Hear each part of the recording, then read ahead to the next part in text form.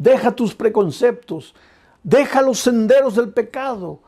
Arrepiéntete. Arrepentirse quiere decir sentir dolor por la manera como has vivido y caer a los pies de Jesucristo y decirle: Señor, no quiero continuar viviendo de esa manera, me entrego a ti, me rindo a ti. Y entonces el Señor te toma en tus brazos y hace maravillas en tu vida. Muy bien, mis amigos queridos, el texto para esta noche. Esta noche voy a leer 3 textos diferentes. El primero está aquí en Filipenses, capítulo 4, versículo 4. Dice así: regocijaos en el Señor siempre. Otra vez digo, regocijaos. Piensa en las palabras de Pablo. Él dice: hermanos, regocijaos en el Señor siempre. No dice cuando las cosas te vayan bien. No dice solo cuando tu mesa está harta. No dice solo cuando tienes un buen empleo y ganas un buen sueldo. No dice cuando toda tu familia está en buen estado de salud. El apóstol Pablo dice: regocijaos en el Señor siempre, siempre, en todo tiempo, en las buenas y en las malas, en el día y en la noche, en el invierno y en el verano. Regocijaos en el Señor siempre. Ahora, tú puedes decir: bueno, eso es fácil decir, pero no es fácil vivir. Pero yo quisiera que tú sepas que cuando Pablo escribió la epístola a los filipenses, estaba preso en la prisión. ¿Y por qué? ¿Porque había hecho algo malo? Porque cuando una persona ha hecho algo malo y va a la cárcel, pues por lo menos le queda la resignación de que está ahí porque merece, está ahí porque hizo algo de malo. Pero en el caso de Pablo, ¿qué cosa mala había hecho? Yo te hago una pregunta en este momento. ¿Tú crees que Dios cuida a sus siervos? ¿Dios protege a sus siervos? ¿Los defiende del mal, sí o no? Claro que sí. Te hago otra pregunta. ¿Y tú crees que Pablo era un siervo de Dios? ¿Sí o no? Claro que sí. Entonces viene la tercera pregunta. ¿Y si Pablo era un siervo de Dios? ¿Y si Dios cuida siempre a sus siervos, por qué razón Pablo estaba preso? Él no había hecho nada de malo. ¿Sabes por qué él estaba preso? Por predicar el evangelio. Ahora, ¿Dios no debería cuidar a un siervo suyo que predique el evangelio? Sí, debería, desde la lógica humana, desde la perspectiva humana, sí. Al siervo de Dios que está cumpliendo su deber no debería pasarle nada de malo. Y sin embargo vinieron y lo prendieron y lo llevaron a la cárcel. Y ahora Pablo desde la prisión escribe a los filipenses. ¿Y qué les dice? Regocijaos en el Señor siempre. Y si leemos un poco más adelante, dice: regocijaos con cánticos y con himnos. Ahora, Pablo no estaba hablando una cosa teórica, una frase muy bonita de ser dicha: regocijaos en el Señor siempre, y que todo el mundo diga amén. No, no, no. Pablo estaba preso. Pablo estaba sufriendo, estaba pasando por el valle de la tribulación. Y él dice: regocijaos en el Señor siempre. Ahora tal vez tú me preguntes: pero ¿cómo es posible regocijarse en el Señor siempre? Está bien, en el momento de alegría, de felicidad, de abundancia, sí. Pero en el momento de tristeza, de dolor, de lágrimas, ¿cómo alguien se puede regocijar? Tú sabes que hay un desvío de conducta llamado masoquismo, que es la persona que busca el dolor y se alegra y se regocija con el dolor. Pero esto no tiene nada que ver con lo que Pablo está diciendo. Pablo dice: regocijaos en el Señor siempre, y él lo estaba haciendo en medio del dolor. Pero ¿cuál era su secreto? Voy a repetir el texto y vas a ver el secreto. Regocijaos en el Señor siempre, en el Señor. Si tú no estás conectado al Señor, ahí no hay manera de que te regocijes en medio del dolor y en medio de las dificultades. El secreto es en el Señor. Por eso el título de esta semana de predicaciones es conectados. ¿Conectados a quién? Conectados a Jesús, relacionados con Jesús. Entonces, Cuando tú estás conectado a Jesús, cuando tú vives una vida de comunión con Jesucristo, ayer dijimos, vas a aprender a amar. Y hoy te digo, vas a aprender a regocijarte en medio del dolor, en medio de las dificultades, y la vida va a tener sentido para ti. No solo las cosas buenas, también las cosas tristes van a tener sentido para ti. ¿Sabes? El dolor, las dificultades, los momentos difíciles no nacen en la mente de Dios. Por favor, nunca pienses que estás sufriendo porque Dios te está castigando, que estás sufriendo porque Dios te mandó el dolor para hacerte pensar porque tú te estabas portando mal. No, nunca pienses así. Dios mismo dice, mira los pensamientos que tengo acerca de ti. Pensamientos de amor y no de odio. Pensamientos de bien, no de mal. Mira los pensamientos que tengo acerca de ti, pensamientos de paz. O sea, de la mente del Señor, del corazón del Señor, solo salen las cosas que te hacen bien. Nunca lo que te hace sufrir. El sufrimiento y el dolor no nació en Dios, nació en el corazón del diablo.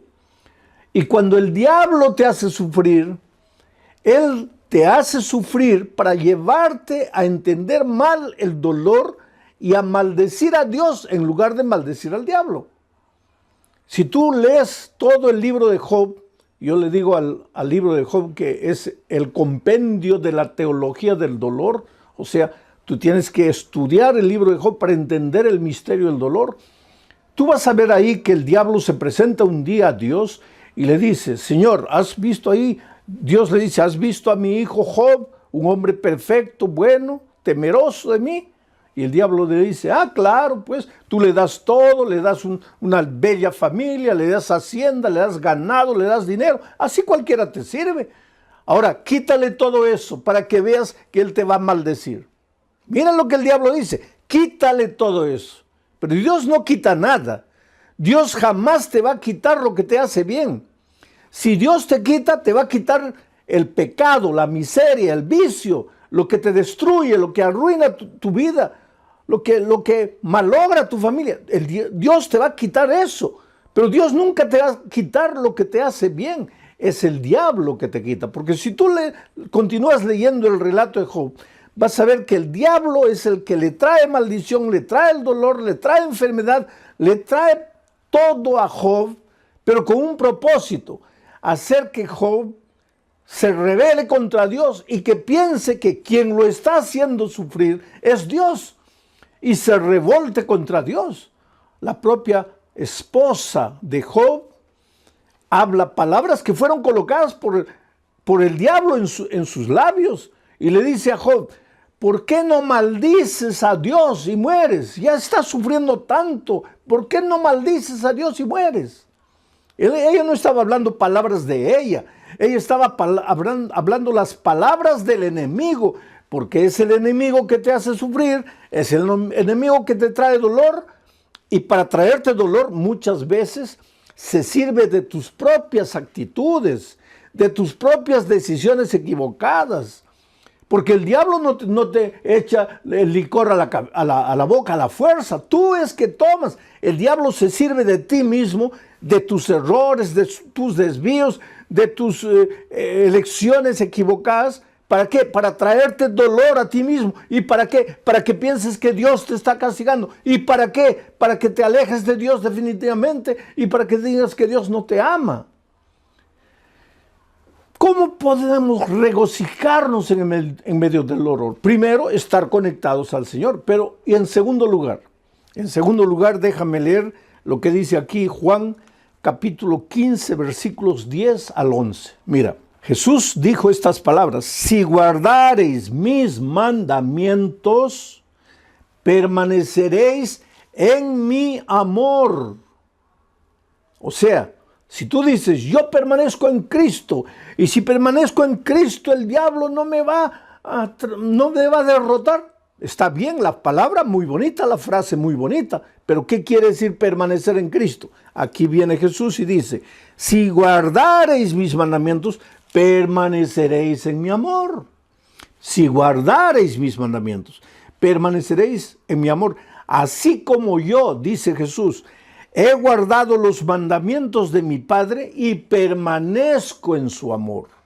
Y después el versículo 11 dice, estas cosas os he escrito para que mi gozo, mi alegría, mi regocijo esté en vosotros y vuestro gozo sea cumplido.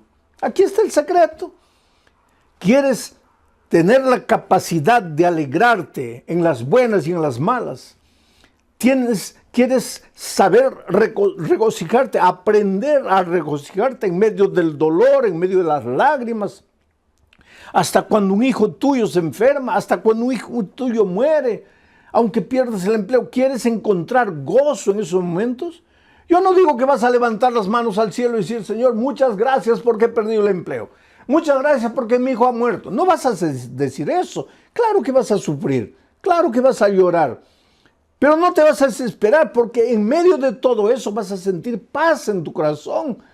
Regocijo, la alegría, el gozo de saber que Cristo está a tu lado, aunque no lo puedas tocar, aunque no lo puedas ver. Pero para experimentar esto que te estoy diciendo, tienes que estar conectado a Jesús. Y para estar conectado a Jesús, tienes que guardar sus mandamientos. Quiere decir, guardar sus mandamientos es una evidencia de que estás conectado al Señor Jesucristo. Y cuando estás conectado a Jesús, así como Jesús estaba conectado a su Padre, entonces vas a aprender a regocijarte en medio del dolor. Vas a experimentar lo que es gozo y la alegría de servir y de obedecer. Ahora, queridos, tú me puedes decir, oh, pastor, pero es muy difícil cumplir los mandamientos. Es muy difícil obedecer. No, querido. Tú estás equivocado. Te lo voy a decir de otra manera. Difícil es desobedecer. Te voy a explicar por qué. Cuando Adán y Eva fueron creados, ellos fueron creados con naturaleza perfecta, o sea, con la tendencia a obedecer. Para Adán y Eva, obedecer es como para nosotros desobedecer, natural. Adán y Eva no tenían que esforzarse para obedecer porque su naturaleza era perfecta. Ellos obedecían de manera natural, así como tú tomas agua, como comes de manera natural. Para Adán y Eva obedecer era natural, pero infelizmente pues Adán y Eva desobedecieron, se apartaron de Dios. Y al apartarse de Dios, de cierta manera, ellos iban contra su naturaleza, porque su naturaleza era de obediencia. Solo que al apartarse de Dios, por eso yo digo que el pecado es un misterio, tú no puedes explicar cómo una pareja que había sido creada con naturaleza perfecta, se esforzaron para alejarse de Dios. Pero cuando se alejaron de Dios y pecaron, perdieron la naturaleza perfecta y adquirieron lo que llamamos la naturaleza pecaminosa. ¿Qué es la naturaleza pecaminosa? Lo contrario de la naturaleza perfecta. Con la naturaleza perfecta, para ellos era natural obedecer, fácil obedecer. Pero con la naturaleza pecaminosa, lo que es natural ya no es obedecer, es desobedecer. Es caminar como un caballito loco por los prados, no tener en cuenta a Dios para nada, no querer andar en sus caminos, no seguir sus consejos, no guardar sus mandamientos, hacer lo que tú quieres. Eso es natural al ser humano, porque desde que nacimos nosotros, después de Adán y Eva, todos vinimos al mundo ya trayendo la naturaleza pecaminosa. Ahora, desde pequeñitos, nuestra tendencia es andar solos, correr solos, tratar de resolver los problemas solos. Y ojalá que nos fuera bien. Lo peor es que nos va mal. Desde pequeños cometemos algún pecado, hacemos algo errado, tratamos de esconder, de que nadie nos descubra. Y solos tratamos de solucionar el problema y nos hundimos cada vez más y más. Yo me acuerdo que cuando mi hijo mayor era un nené de 1 año, tal vez, Mi esposa había salido, me dejó al cuidado del muchachito. Yo estaba estudiando, pero vigilándolo. Y él andaba en la sala, agarraba una cosa, tenía varios juguetes ahí. Y yo estudiando, pero vigilándolo, estudiando, vigilándolo. Y de repente él se acercó a un vaso de cristal. Tú sabes que el cristal vale bastante, un vaso de cristal es precioso. Este era un vaso, un florero de cristal, porque nos habían regalado en el día de nuestro matrimonio. Y yo le dije, mira hijito, juega de este lado, pero no te acerques ahí. Juega por aquí, no, deja ahí. Cuidado con ese florero. Pero nosotros, pues los seres humanos somos así, ¿no? Parece que cuando nos dicen no, ahí es que queremos. Y eso es desde pequeñitos, porque ya venimos al mundo trayendo la naturaleza pecaminosa después que Adán pecó. Bueno, yo estaba leyendo y de repente siento la bulla. Él hizo caer el florero y el florero se hizo pedacitos. Y yo, para no asustarlo, hice como que no me di cuenta, concentrado, pero yo estaba mirando todo y observé lo que él hizo. Cuando el florero cayó, lo primero que él hizo fue mirarme. Y cuando se dio cuenta que yo, entre comillas, no me había dado cuenta, quiso juntar los pedacitos de vidrio. Y al querer juntar eso, para reconstruir el vaso que había quebrado, se cortó el dedito. Y la sangre comenzó a salir. Y ahí se desesperó. Y ahí comenzó a gritar. Y ahí vino corriendo a mis brazos. Y pues yo lo tomé en los brazos, lo llevé al baño, lo lavé, lo limpié, le coloqué un curativo. Era un muchachito no tenía ni un año. Yo no sé si él tenía conciencia para entender lo que yo le dije. Pero yo le dije, mira hijo, en la vida infelizmente vas a quebrar muchos floreros de cristal. Pero cuando por esas cosas de la vida quiebres algo, no trates de resolverlo solo. No trates de encontrar la solución tú solo. Porque hay un Padre que siempre estará con los brazos abiertos esperándote. Y en este momento yo te digo, querido, tal vez tú, por esas cosas de la vida, has quebrado el florero precioso de tu matrimonio. Has quebrado el florero precioso del respeto que tus hijos te tenían. Has quebrado el florero precioso de la confianza que tu jefe tenía en ti. En esta vida, ¿cuántas veces vivimos quebrando floreros? Las cosas buenas que Dios nos da, las arruinamos, las malogramos, las quebramos, las destruimos. Y después tratamos de escondernos y solucionar el problema con nuestras manos solos. Pero en esas horas recuérdate que tú solo estás perdido. Tú solo te vas a cortar el dedo y te vas a hacer sangrar. Tú no puedes, pero hay un Dios amoroso, un Padre amante que está siempre con los brazos abiertos. Tú puedes ir a Él y decirle, Señor, yo no puedo, lo he arruinado, he quebrado el florero, pero estoy aquí en tus manos. ¿Puedes hacer las cosas de nuevo? Y Dios es un Dios de segunda oportunidad, de tercera, de quinta, de milésima oportunidad. No tengas miedo de volver a Dios. Ah, pastor, pero yo ya me he ido tantas veces. Oh, pastor, pero yo ya he prometido tantas veces y no puedo cumplir. No importa, hijo. Ven a Jesús una vez y otra.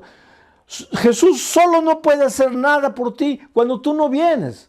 Porque Él no te puede forzar la voluntad. Él no puede hacer nada contra tu voluntad. Tú tienes que querer. Tú tienes que decir sí. Por eso Juan dice, permanecer en mí es estar conectado a mí. Y la evidencia de estar conectado a mí es guardar mis mandamientos. Y el que guarda mis mandamientos, entonces en medio del dolor, en medio de la aflicción, va a aprender a sentir gozo. Es una pena que muchas veces cristianos que están con la Biblia abierta llegan a la conclusión de que los mandamientos ya pasaron, de que los mandamientos ya no son necesarios, de que Cristo, al morir en la cruz, acabó con los mandamientos. Oh, querido, los mandamientos son eternos, porque Dios es eterno. Y los mandamientos son un reflejo del carácter de Dios. ¿Cómo puede alguien decir los mandamientos ya caducaron, ya acabaron? San Juan dice que el pecado es la transgresión de la ley. Ahora, si la ley ya no existe porque Cristo la clavó en la cruz, entonces el pecado tampoco existe, porque el pecado es la transgresión de la ley. Y si el pecado ya no existe, ¿de qué pecado la gracia nos va a salvar? Por eso a veces es una incoherencia decir, yo acepto la gracia pero rechazo la ley. Oh querido, la ley tiene un lugar que no, el papel de la ley, la función de la ley nunca fue salvar. Tú no quieras cumplir la ley para salvarte. Tú eres salvo únicamente por la gracia. Por eso Jesús dice, permaneced en mí. Permanece en mí. No dice permanece en la ley, dice permanece en mí. Pero ¿cuál es la evidencia de que permaneces en mí? Que guardas los mandamientos. No que los mandamientos te salvan, sino que Cristo te salva. Tienes que ir a Él, entregarte a Él, vivir por Él, ser bañado por su gracia. Pero enseguida tienes que vivir una vida de obediencia por el poder que viene de Dios para ti. Y si tú vives así, en medio del dolor, en medio de la aflicción, en medio de las dificultades, vas a aprender a ser feliz. Tengo otro texto más aquí en Hebreos, y esto es interesante. Hebreos capítulo 11, versículos 24 y 25. Dice así, por la fe, tú eres un hombre de fe. Yo el otro día encontré un amigo que me dice, yo soy de la fe, tú eres de las obras. Y este amigo no es miembro de mi iglesia, lógico. Entonces él me dice así, yo soy de la fe, tú eres de las obras. Entonces vamos a leer lo que dice el texto bíblico. Dice, por la fe, Moisés, hecho ya grande, rehusó llamarse hijo de la hija de Faraón. Por la fe rechazó. Ahora escucha lo que dice el siguiente versículo. Escogiendo antes ser maltratado con el pueblo de Dios, que gozar de los deleites temporales del pecado. O sea, Moisés, por la fe, tuvo que tomar una decisión. En un momento de la vida, él encontró dos caminos. Primer camino, ser maltratado con el pueblo de Dios. Camino de dolor, camino de rechazo, camino de sufrimiento, sí. Porque cuando tú decides seguir a Jesús, tú vas a ver que hasta tus mejores amigos, hasta tus familiares más queridos, te van a volver las espaldas, te van a criticar, se van a burlar de ti. Muchos te van a abandonar. Yo conozco jóvenes que han sido expulsados de su casa porque aceptaron a Jesucristo.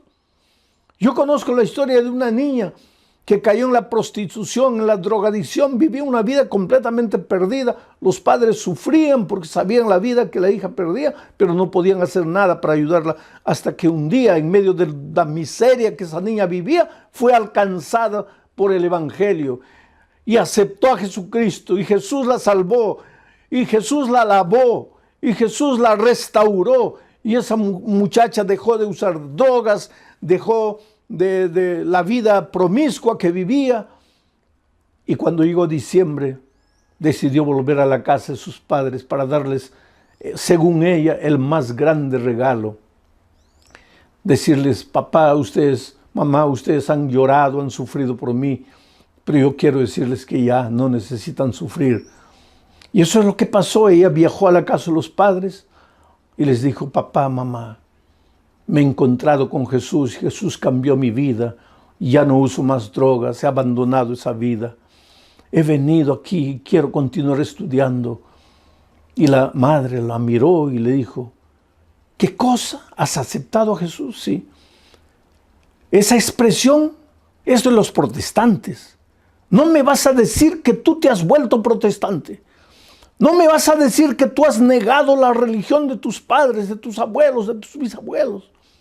Y la niña llorando le dijo, mamá, yo no te estoy hablando de religión, yo te estoy hablando de la vida que yo vivía. Tú sabías la vida que yo vivía. Jesús me encontró, me perdonó, me restauró, me salvó. Yo te estoy hablando de mi vida. ¿Y sabes lo que la madre le dijo?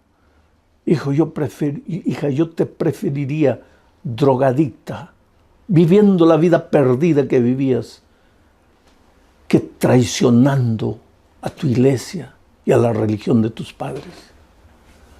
Y esa niña me escribió una carta. Y en esa carta ella lloraba y decía: oh pastor, yo pensé que mis padres se iban a alegrar, mas ellos se pusieron tristes porque acepté a Jesucristo.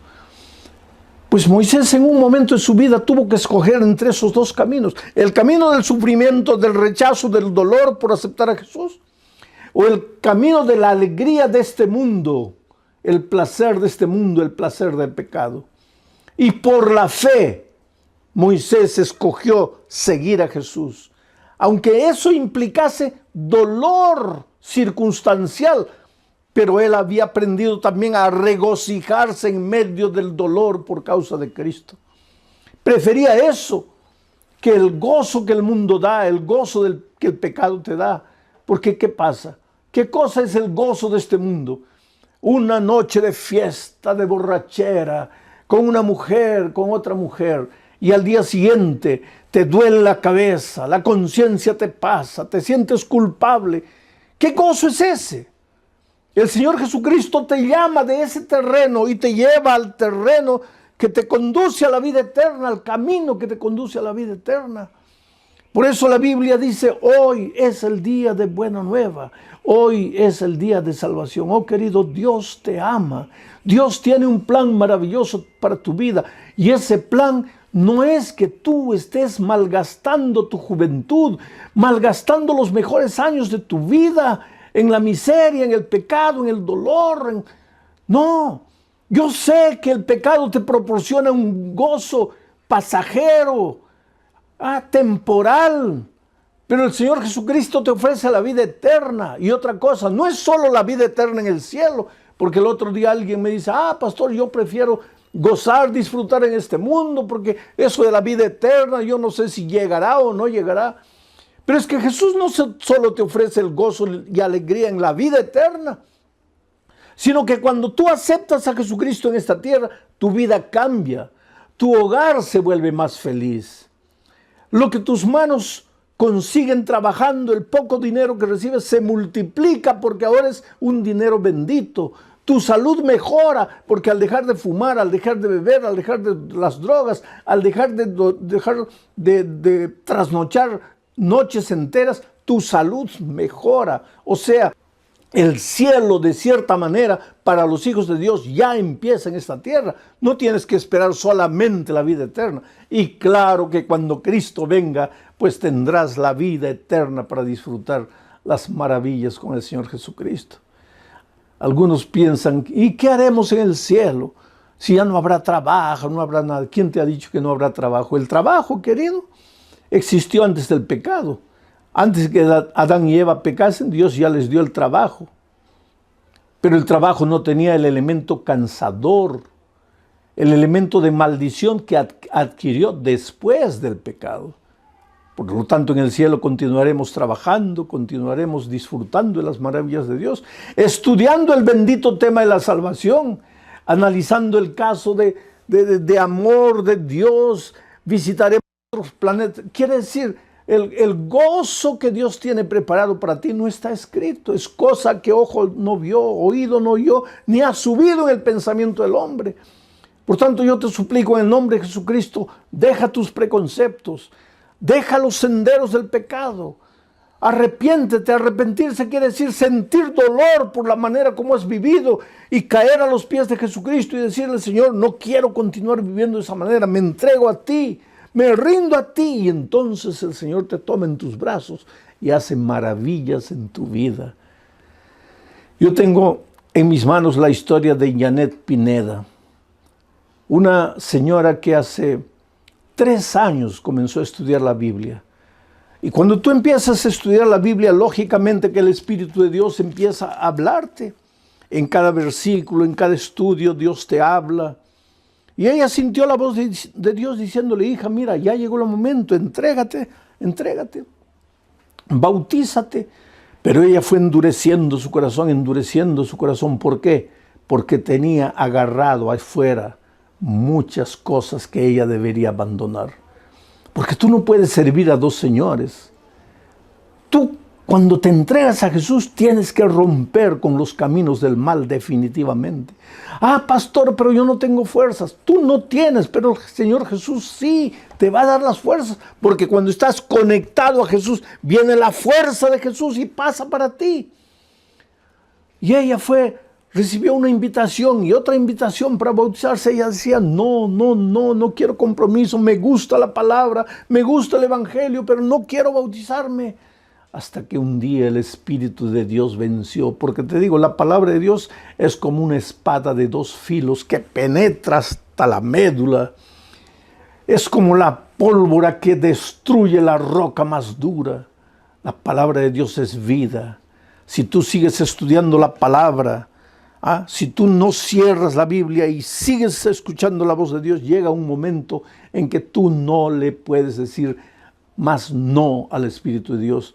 Y Janet se entregó al Señor Jesús.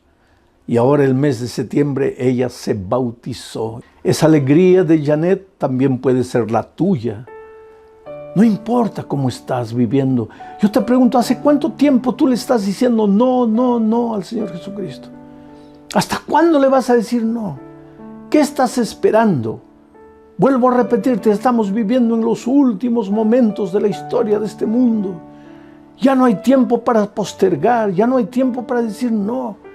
Hoy es el día de buena nueva, hoy es el día de salvación. Sabes que en este momento, mientras tú estás escuchando la palabra de Dios, hay alguien orando por ti en su corazón. Alguien que te ama, alguien que ha estado estudiando la palabra de Dios contigo. Alguien que esperaba que en algún momento tú le dijeras sí a Jesús. Y en este momento los ángeles del cielo están cantando gloria y aleluya. Están mirando al cielo esperando para ver cuál va a ser tu decisión. Delante de ti está el camino de la vida y de la muerte, de la bendición y de la maldición. Escoger caminar con el pueblo de Dios aunque tengas que renunciar a muchas cosas en esta vida, o escoger los placeres de este mundo y quedarte en esta tierra rechazando el convite divino. ¿Qué harás tú en esta?